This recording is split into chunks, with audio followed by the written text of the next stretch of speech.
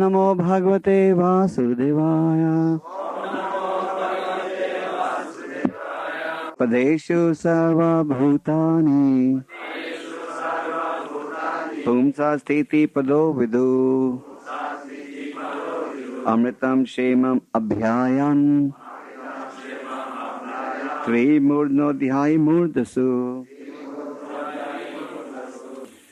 Verse is being spoken by Lord Brahma. Lord Brahma is describing in this verse many important points. First of all, he is establishing that the Supreme Personality of Godhead is the supreme reservoir of all material opulences. And then he explains how the living entities are living in 1/4 of the creation of the Lord. And then he further explains the nature of life in the spiritual planet. And it is explained how in the Vaikuntha planet there is no death, no fear, and no old age, and no disease. So Vaikuntha and Kuntha, these are the two type of planets that exist. Vaikuntha means where there is no anxiety. Kuntha means where there is nothing but anxiety.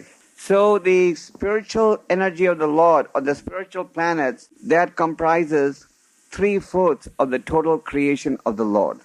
And this material universes where all the living conditioned entities are living, they only comprise 1/4 of the Lord's total creation. So the Supreme Lord is the source of all the opulences that exist, both in the spiritual world and in the material world. Bhagavad Gita also establishes, Aham sarvasya prabhavo mataha sarvam pravartate. I am the source of everything material and spiritual. So the living entities are living in the material world and transmigrating from one body to another, from one planet to another. Now in the purport, Prabhupada says, in the material world, you only see a meager manifestation of the spiritual qualities of the Lord. As Prabhupada says in the purport, the Supreme Lord is Satchidananda Vigraha, full of knowledge, eternal and always blissful. The Lord is full of knowledge. This is one of the 6 opulences of the Lord. That is, He has unlimited knowledge. And He is eternal and He is blissful. While the Lord is full of knowledge, the conditioned living entity is full of ignorance. While the Lord is fully blissful, the conditioned entity is miserable and just makes an artificial attempt of being blissful. The Lord is eternal and the living entity is eternal, but still there's a difference between the two eternals. Nityo nityanam chetana chetananam eko bhavanam vedati kamam. The singular living entity who is eternal, Nitya, is maintaining all other entities who are also Nitya, eternal. So the conditioned entity who is eternal, he forgets everything, but the Lord does not forget. Just like in the Bhagavad Gita we see that when Krishna told Arjuna that he had imparted this knowledge to the sun god Vivaswan, Arjuna was surprised how Krishna could have given this knowledge to Vivaswan. So Arjuna asked Krishna, how am I to believe that he imparted this knowledge to the sun god Vivaswan when he is senior to you by birth? So Krishna replied that many times both you and I have appeared, but I can remember all my previous births, but you cannot. So in the material world, you see a perverted reflection of the spiritual reality. Real reality exists in the spiritual world. In the material world, you just see a perverted reflection. So, the human form of life offers one an opportunity to cultivate spiritual knowledge so that one can qualify oneself to enter into the spiritual world. The human form of life offers one an opportunity to cultivate spiritual knowledge so that he can enter into the spiritual world. The materialists have no concept of life in the spiritual world. Actually, they do not even have a full understanding of the various planets in the material world. The first space attempt was made by a country in the early 50s, when that Gagarin go into 60. It was made in the early 60s, not 50. And great hopes were established as soon as Gagarin's first mission was a little successful. But 30 years later, they're still struggling to get information just about these material planets. Forget the spiritual planet. But we obtain information about the nature of the spiritual planets from the revealed scriptures. Krishna explains, Parastasmati bhavo nyo vyakto vyaktat sanatana. In the Bhagavad Gita, Krishna explains how these spiritual planets are eternal and they do not get annihilated. And Lord Brahma in this verse is giving us further information about life on the spiritual planet. Lord Brahma is saying there is no death in the spiritual planet. There is no fear. There is no old age. There is no disease. If somebody told you that there is some part in Russia where you can go and live, where there will be no old age, disease, death, and fear, everybody would run over there. Who likes having fear? Who likes death? Who likes old age? Who likes disease? Nobody. Even if you have free medicine, you don't like getting disease because free medicine doesn't compensate for the pain you're going to have. Even if you've had a long duration of healthy life, still you don't want death. And who wants old age? That is why everybody tries to avoid the appearance of old age. When people's hair begins to turn white, they begin to dye it. When their cheeks begin to get wrinkled in rich countries, they go and do surgery so their cheeks still look youthful. When their eyes begin to get weak, they wear contact lenses. And when the hearing gets to be defective, they use modern hearing aids that are hard to be seen. So everybody makes an attempt to avoid old age. If you ever want to flatter an old man, all you have to do is tell him how young he looks. And if you ever want to insult a young man, just tell him how old he looks. Because nobody likes old age. Old age is associated with disease. And as you get older, you get reminded that death is coming. Then nobody likes fear.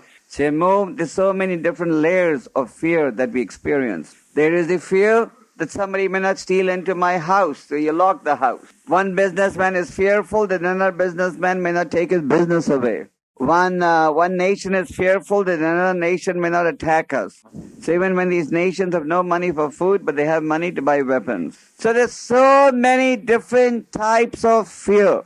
And ultimately, there's the fear of death. Now Krishna is giving us information about life in the spiritual world and explaining how that place, Vaikuntha, is free of all anxieties.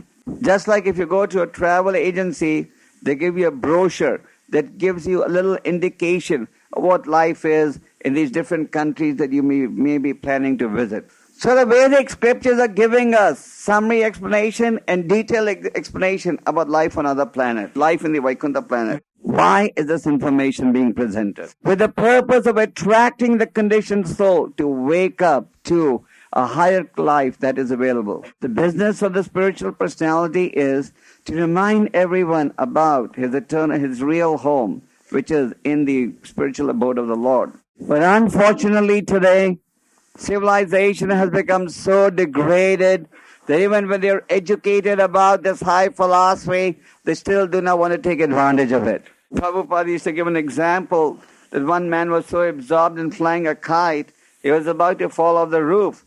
And another man ran from behind and told him, "Be careful, you'll fall off the roof." But the man said, No, let me continue flying. So that is the plight of the present day population. They're all in deep coma, fully intoxicated with unlimited material desires that they think will buy them happiness. And hence they're endeavoring from morning to night, hoping to find happiness through these agencies. So those who are intelligent take advantage of the Vedic conclusion and realize, yes, there is really no real happiness in material existence. And we have to prepare to go to the spiritual abode. Material world is Mrityaloka, where there's nothing but misery. Therefore Krishna says, Dukhalayam Ashashatam. Dukhalaya means where there's nothing but misery. Ashashata means where everything is temporary. So anybody who analyzes the material society will see there is really nothing but misery. I just came back from a 3-week tour of America and Canada and Europe, and everywhere people are miserable, complaining like anything. They don't have jobs. More and more people are becoming unemployed every day. People are graduating from universities, but there are no jobs for them. Every day they're laying off thousands of workers. So people have to realize you cannot have God's kingdom without God. They want material prosperity, but they don't want God. So that cannot go on for long. Krishna says in the 3rd chapter of the Bhagavad Gita, Saha yagya prajasastva purovacha prajapati. In the very beginning of creation, the Lord sent forth different entities and told them, Be thou happy by the performance of this sacrifice. So, happiness can come only when we perform sacrifice. If there is no sacrifice, there is no happiness. See, in human society today, the spirit of sacrifice has been sharply declining. And even if they perform sacrifice, just a name, show bottle sacrifice. Just like people go to the church or the mosque or the temple. But they don't really go to the church or the mosque or the temple to find out the real meaning of religion. So, therefore we see that a real spirit of sacrifice is declining with the passage of each day in Kali Yuga. Another point that is being made in the purport by Prabhupada is the number of liberated souls is far in excess of those who are conditioned. So Prabhupada used to give an example, that is, he used to say just like in any city, the number of people living in the jails is definitely less than the number of people walking freely on the street. I'm sure even in your country, even when they had the Stalin era, where everyone was ending up in jails, the number of people outside of jail was more than the number of people inside it. So, just like you have more people walking on the streets than inside the prison houses, there are more liberated souls than those who are conditioned. So the Vaikuntha planets are beyond all the material planets. In the Bhagavad Gita, Krishna it is said, Abrahma bhuvana loka punaravartana rojana mamupiti dekanti punar janmana vidyate. That even if one is elevated to the Brahma Loka, still one cannot become free from the cycle of birth and death. When Hiranyakashipu approached Lord Brahma for a benediction that he may become deathless, what did Lord Brahma say? Brahma said, how can I give you this benediction when even I don't have that facility? So just like an aeroplane can fly in the sky, only as long as it has enough fuel, then it has to descend. You can drive a car only as long as there's enough fuel.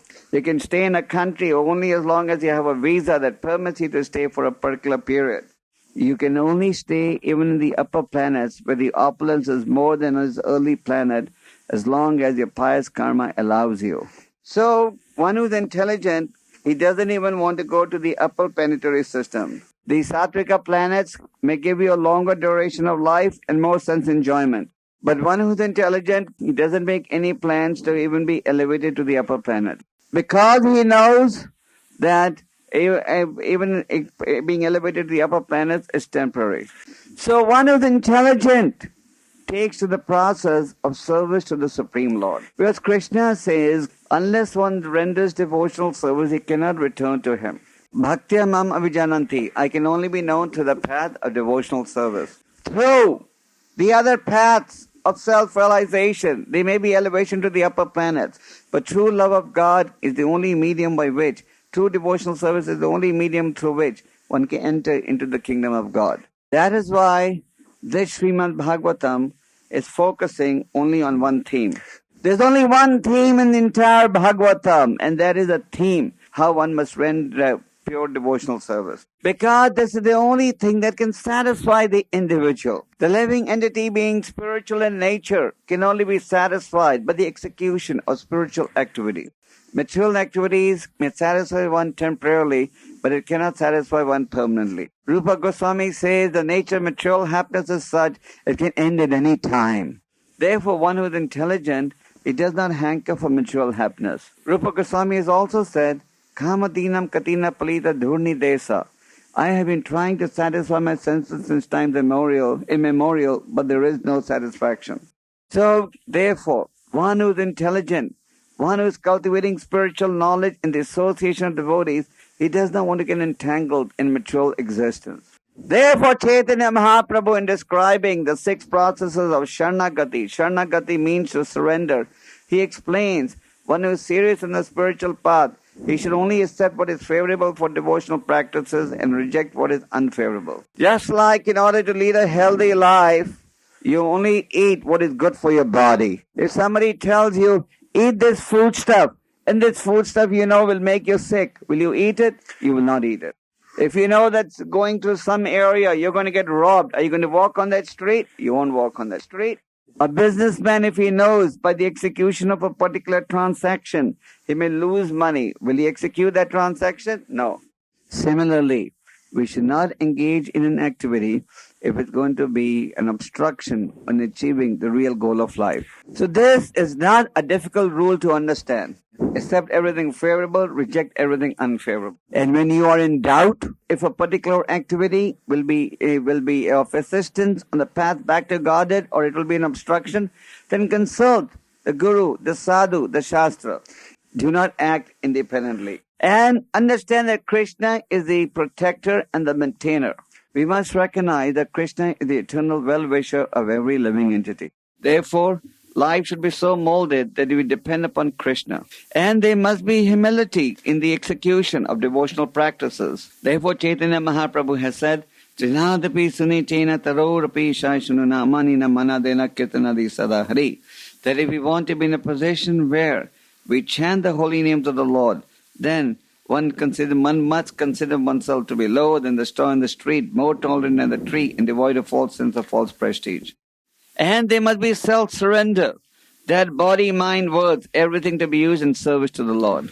If we take advantage of these guidelines, then we can make spiritual advancement. One other point that we devotees should recognize as we are reading this Purusha Shukta section of the Bhagavatam is that the Bhagavatam gives complete information about the vast creation of the Lord. If you read the 5th canto, you get a very vivid explanation about all the different planetary systems.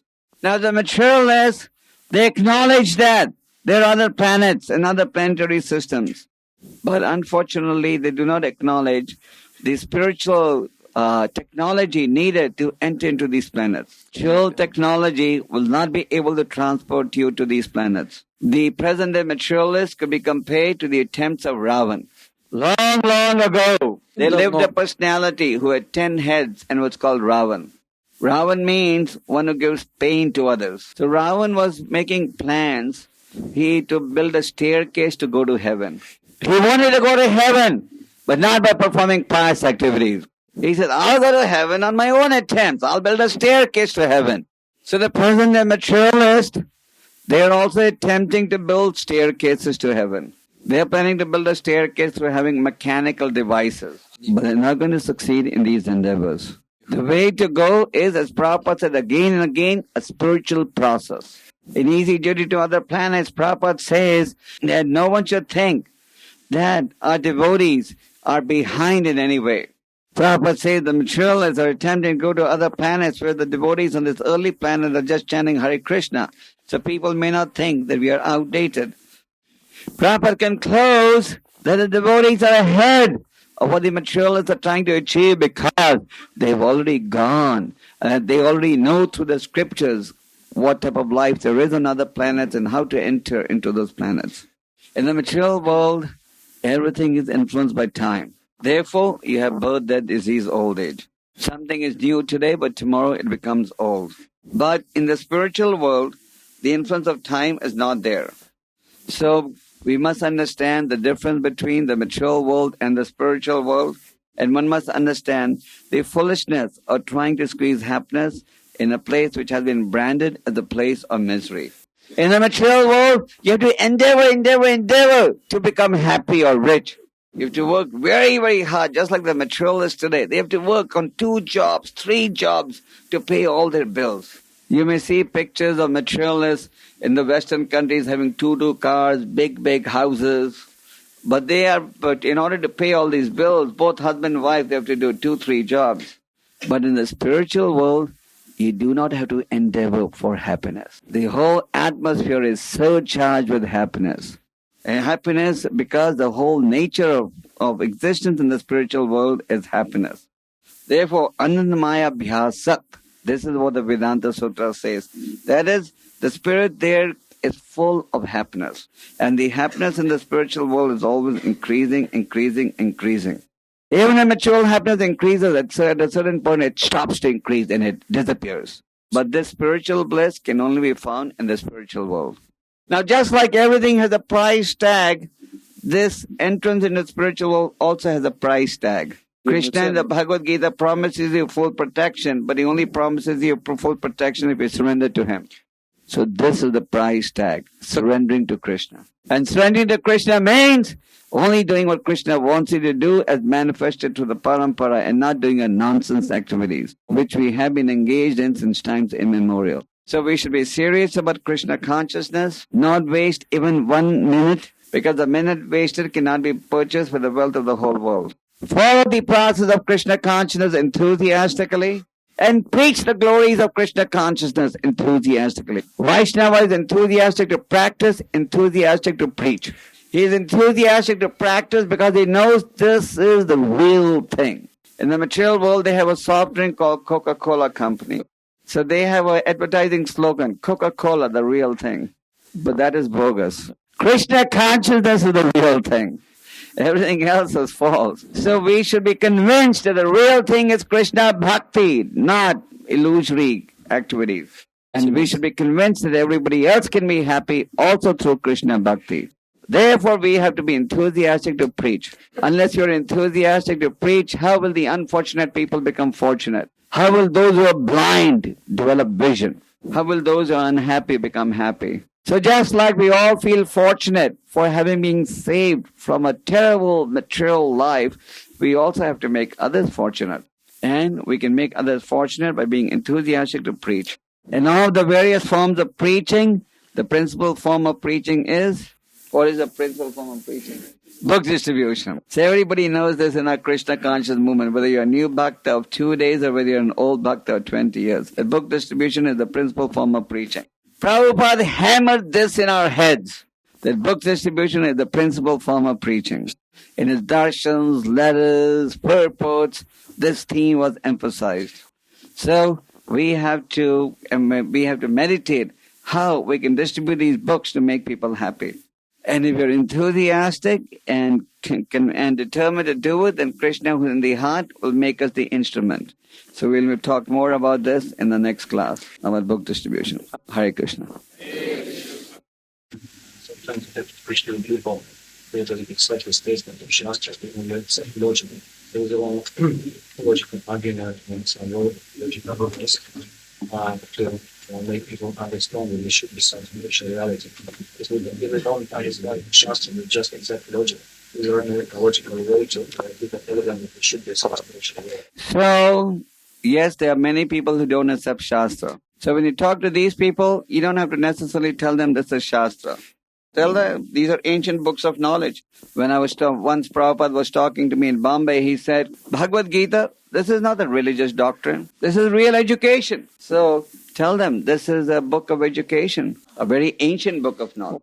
And tell them you scientists are spending billions of dollars trying to discover some information that's already there.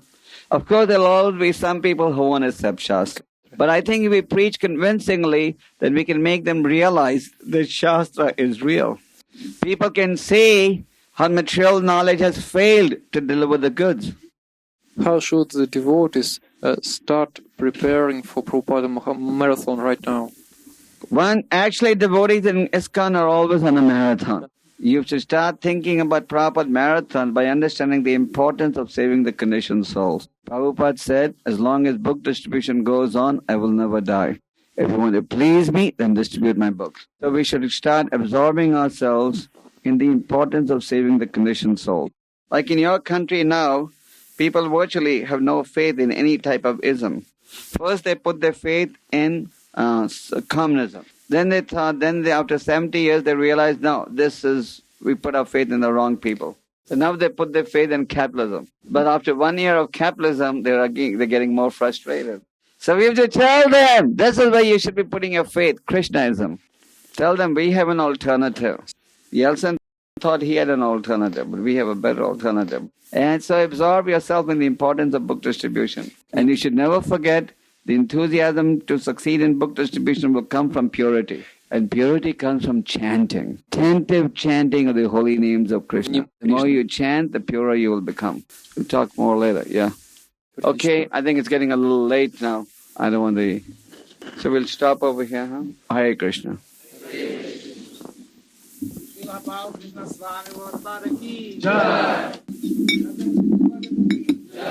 Prabhupada Ki.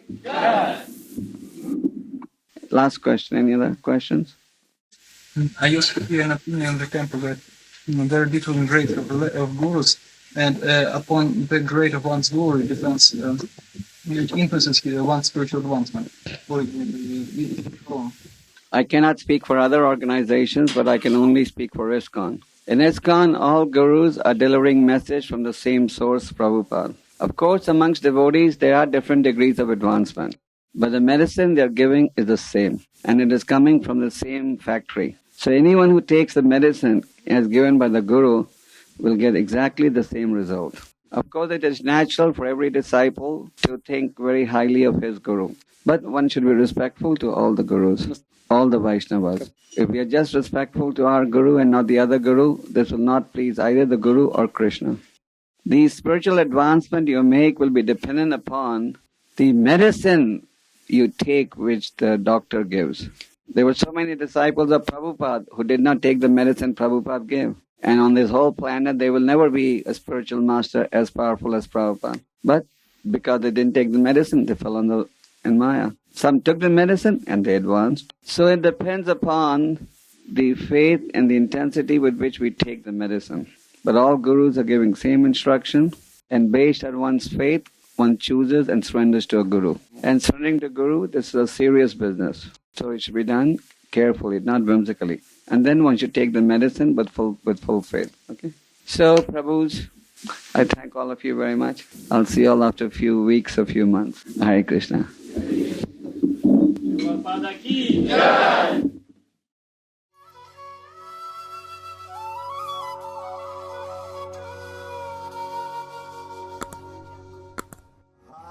Krishna, Hare Krishna, Krishna Krishna, Hare Hare, Hare Rama, Hare Rama, Rama Rama, Hare Hare.